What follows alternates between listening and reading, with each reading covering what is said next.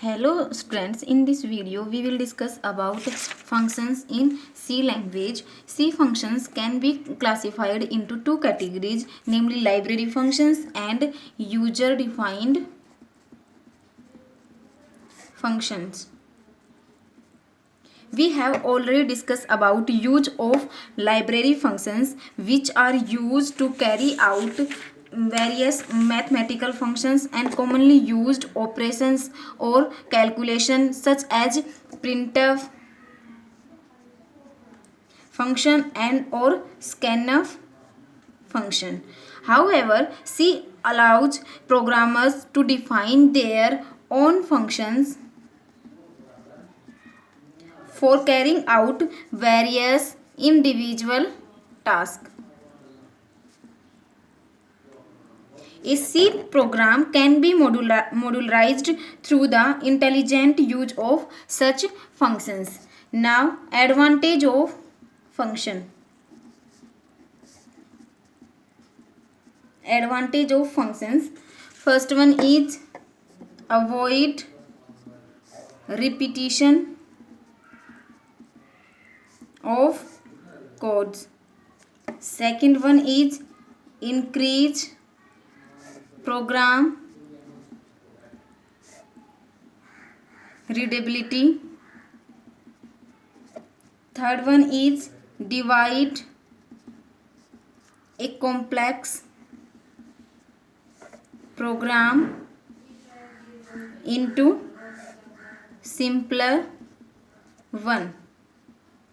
Next one is reduces chances of error. Next one is modifying a program becomes easier by using functions. Now we discuss about what is functions. A function is a self-contained program segment that carries out some specific well-defined task.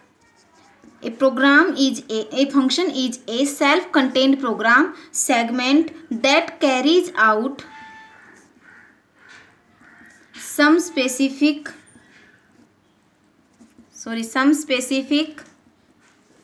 and well defined task. तो basically आपके पास में जो आप functions use करते हो, तो सी के अंदर आप टू टाइप के फंक्शन यूज करते हो, लाइब्रेरी फंक्शंस एंड आपके user defined functions, on functions. तो लाइब्रेरी फंक्शंस आपके कौन से हो गए, जो आपके पहले से प्री डिफाइंड होते हैं, जैसे प्रिंटफ फंक्शन हो गया, स्कैनफ हो गया, जो आपके वेरियस ऑपरेशंस को या कैलकुलेशन को कैरी आउट करने के लिए आप यूज करते हो. तो बेसिकली आपके पास में प्रिंटफ, स्कैनफ या फिर आपका स्क्वायर रूट, जो आपको ने प्रीवियस वीडियोज में आपको बताया भी गया था लाइब्रेरी फंक्शंस.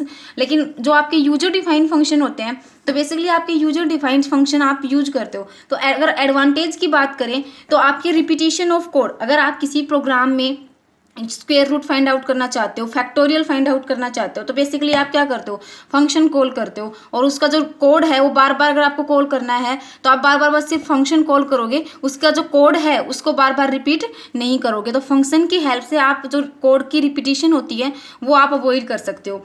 फिर आपके होते हैं इंक्रीज प्रोग्राम रीडेबिलिटी, कि आपके प्रोग्राम में जो रीडेबिलिटी होती है वो इंक्रीज होती है.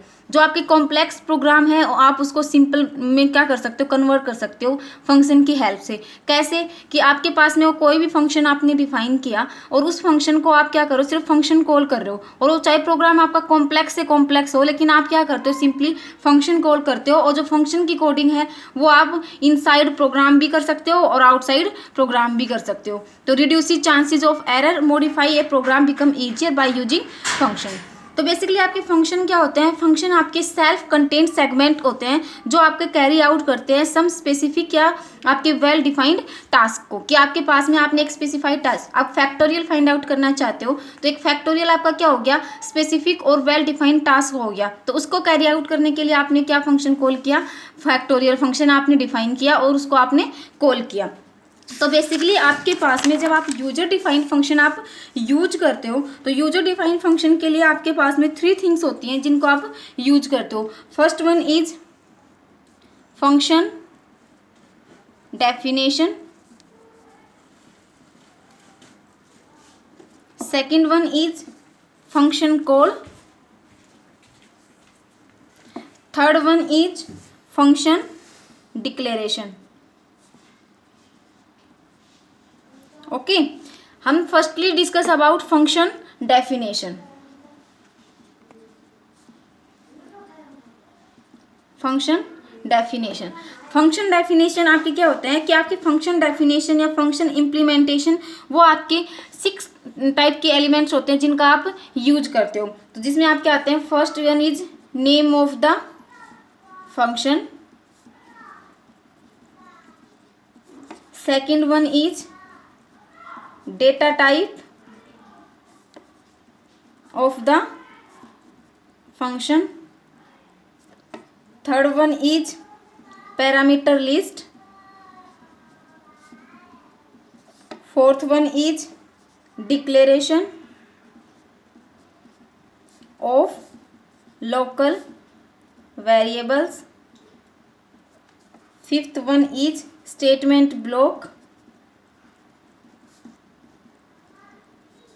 and sixth one is a return statement। Okay, तो बेसिकली जब आप कोई फंक्शन डेफिनेशन आप यूज कर रहे हो तो फंक्शन डेफिनेशन में आपका क्या होता है, नेम ऑफ द फंक्शन। तो नेम, अगर आप सिंटैक्स की बात करें फंक्शन सिंटैक्स की, तो इसकी जनरल फॉर्म क्या होती है कि आपका क्या होगा, फंक्शन टाइप, फिर उसमें आता है फंक्शन नेम, पैरामीटर लिस्ट, फिर उसके होते हैं लोकल वेरिएबल,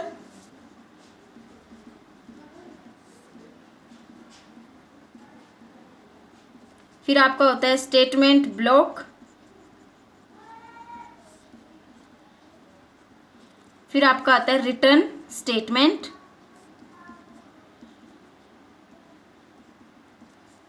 ओके, तो जो आपके पास में आपने क्या किया, फंक्शन डेफिनेशन, तो आप जो सिंटैक्स है वो आप यूज करोगे तो पहले सबसे पहले आपका क्या आएगा, function type, that is data type of the function. और डेटा टाइप आपका क्या हो गया, इंट हो गया, फ्लोट हो गया, डबल हो गया, वॉइड हो गया, कैर हो गया, जो आप डेटा टाइप यूज करना चाहते हो अपनी एक स्पेसिफिक टास्क के लिए वो आपका क्या हो गया, डेटा टाइप। फिर उसके बाद आपका क्या हो गया, फंक्शन नेम, तो name of the function, second name of the function. Name of the function आप कुछ भी कर सकते हो, अगर आपको ऐड करना चाहते हो तो ADD कर दिया, फैक्टोरियल के लिए आपने फैक्टोरियल कर दिया, तो यूजर डिफाइन आप अपनी नीड के अकॉर्डिंग उसका नेम आप यूज कर सकते हो। पैरामीटर लिस्ट, जो पैरामीटर लिस्ट होती है इसको आप आर्ग्यूमेंट लिस्ट भी बोल सकते हो। और जो पैरामीटर लिस्ट है वो आपकी क्या होती है कि आपके पास में डिफरेंट क्या होते हैं टाइप, जैसे आप क्या कर रहे हो, फैक्टोरियल, तो फैक्टोरियल के लिए आपको एक पैरामीटर, आपको एक वैल्यू पास करनी है जो आपकी इंटीजर वैल्यू है, आपको नेचुरल नंबर्स का फैक्टोरियल निकालना है। तो उसमें आप क्या करोगे, जो आपको जितने नंबर ऑफ आपको यूज करने हैं पैरामीटर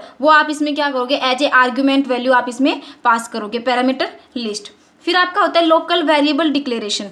वेरिएबल डिक्लेरेशन आपको पता है कि आप उसमें जो वेरिएबल आप यूज करते हो उनका आप डिक्लेरेशन करते हो, char as a char data type use करते हो, इंट करते हो, फ्लोट करते हो। बट लोकल वेरिएबल डिक्लेरेशन का मतलब है जो आपने वेरिएबल यूज किया, जो आपने डिक्लेयर किया वो फंक्शन में ही वर्क करेगा, वो उसका क्या है, लोकल वेरिएबल है, विद इन फंक्शन वर्क करेगा।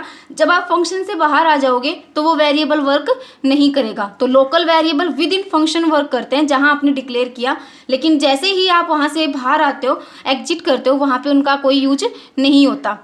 स्टेटमेंट ब्लॉक जो आपके प्रोग्राम की नीड के अकॉर्डिंग जो स्टेटमेंट आप यूज करते हो वो आपकी स्टेटमेंट ब्लॉक है। Now return statement, return statement आपकी क्या होती है, डेटा टाइप आपने यूज किया, अगर आप वॉइड डेटा टाइप यूज करते हो तो आपको रिटर्न स्टेटमेंट की नीड नहीं होती, आपको रिटर्न वैल्यू पास करने की जरूरत नहीं होती। बट अगर आप इंट करते हो, कैर करते हो, तो आपको एक रिटर्न वैल्यू भी पास करनी होती है जिसके बेस पे आपका रिजल्ट फाइंड आउट करते हो।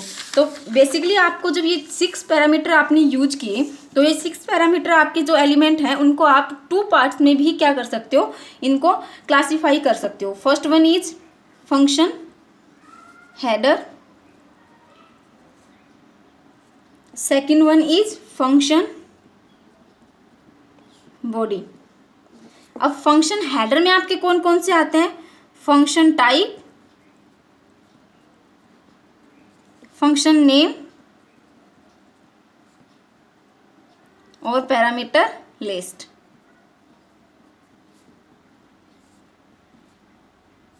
और आपके फंक्शन बॉडी में कौन से आते हैं, local variable declaration, statement block, return statement.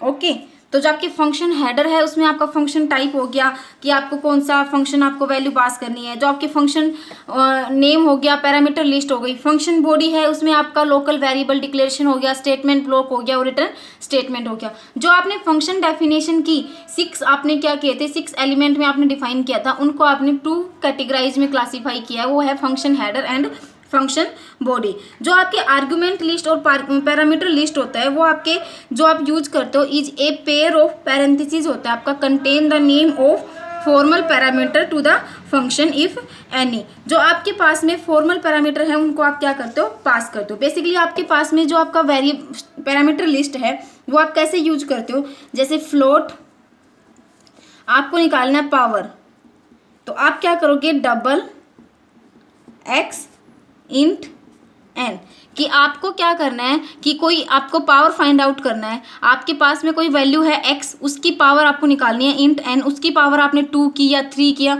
वो आपकी, तो आपको क्या चाहिए, फॉर्मल पैरामीटर 2, कि आपके एक तो वैल्यू चाहिए और कितनी पावर आपको रेज करनी है वो वैल्यू चाहिए, तो आपने क्या किया 2 फॉर्मल पैरामीटर इसमें पास किए। अगर आप करते हो int sum, int a comma int b, इसमें भी आपने एज ए फॉर्मल पैरामीटर क्या किया, 2 वैल्यू आपने क्या किया एज ए पैरामीटर पास किया, इंट ए और इंट बी।